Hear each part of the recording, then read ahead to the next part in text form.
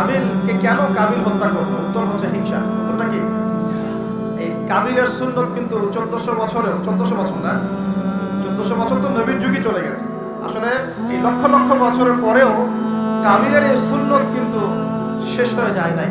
এখনো কিন্তু হাবিল কাবিলের সুন্নত সমাজে আছে। যখনই দেখা যাবে যে কেউ কোনো ভালো কাজ করছে, ভালো কিছু হচ্ছে, তখন এক শ্রেণীর কাবিল অটোমেটিক বের হয়ে যাবে, যারা এই হাবিলের পিছনে লেগে যাবে। কথা ঠিক কিনা? প্রতিটা সেকশন এটা আছে। যদি পলিটিক্যাল ক্ষেত্রে একজন পলিটিশিয়ান ভালো কাজ করা শুরু করে, কিছু কাবিল বের হয়ে তার বিরোধিতা করা শুরু করে, দেখবেন। সমাজের ক্ষেত্রে কিছু ভালো নেতা যদি বের হয়, তারা ভালো কাজ করছে, মানব সেবামূলক, কিছু বের হবে কাবিল, যারা এর পিছনে লেগে থাকবে।